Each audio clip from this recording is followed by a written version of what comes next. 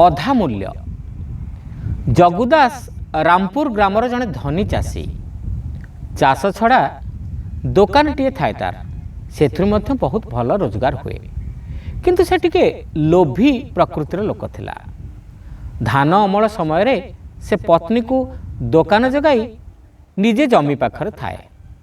धान अमल परे सबु चाषी माने गरीब लोकों को किछि ना किछि दान देई थांती। तेबे लोभी जगुदासर पाखक कही जाए नहीं। थरे जगुदासर मन हैला एथर से किछि दान खैरात कले जस मिलिबो। तेणु से केतेक पिलांकु गाँरु डाकी किछि धान बांटिला, किंतु सेथिरे धान थिला 4 भागरु भागे 3 भाग थिला अगाड़ी। से गाँर धरमदास दूररू ए सब देखि पिलामानकु पाखकु डाकी देखिला अगाड़ी मिसा धान। पिलांकु से चुपचाप किछि कही विदा करदेला।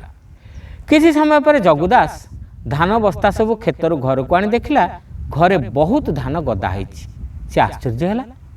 एतिक बेले तार स्त्री बहुत खुशी रे आसी कहला, आहे सुणम, आज मु अधा दाम रे बहुत धान किनिछि। केते गुडे पिला धान अधा दाम रे बिकुथिले। कहिले तांकु जने धर्मात्मा ए सबु धान दान देइछंती। अधा दाम रे मिलिबारु मु सब किनि नेली। जगुदास धान गदा देखि निजर अगाड़ी मिसा धान को चिन्हि पारले ओ निज कृतित्व विषय चुप रहिबा भल भावी स्त्री को किछि उत्तर देले नहीं।